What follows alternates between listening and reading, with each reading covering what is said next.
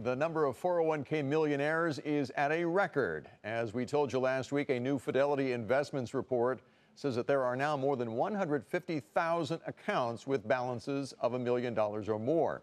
But having all that money stashed away in a traditional employer-sponsored savings account doesn't necessarily mean that you'll be a millionaire in retirement. Our senior personal finance correspondent, Sharon Epperson, is here to explain why.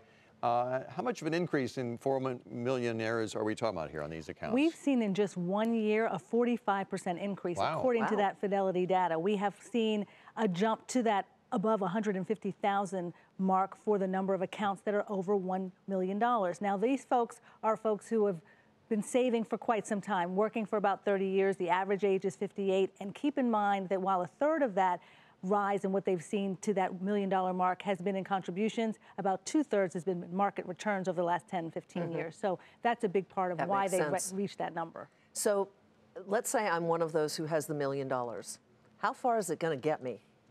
One thing to keep in mind, we're talking about traditional 401k plans, and so that is pre-tax money. And when you take that money out in retirement, you have to pay taxes on it. So if you're in a middle income bracket and you're, say, in the 24% tax bracket, that $1 million is closer to $760,000. Also keep in mind where you live means a lot about how far that's going to go. Go Banking Rates did a survey, and they looked at the cities where $1 million will last you. And in Houston, Texas, it's great. It's going to last you nearly 26 years because the average expenses you're going to have at 65 or older are going to be about $40,000.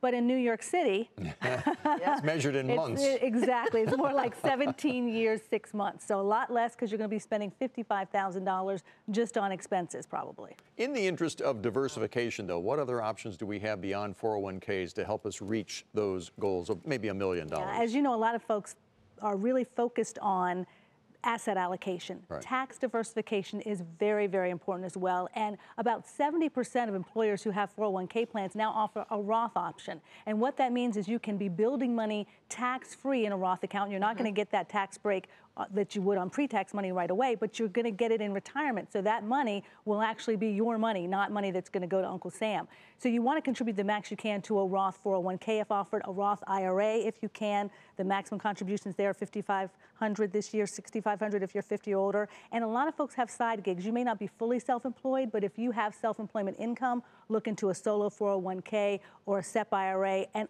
think about converting a traditional IRA also to a Roth to get that tax-free income. But again, you need to talk to a financial advisor. You need to talk to an accountant about this because it can be complicated, but it can be worth it to get tax-free income in retirement.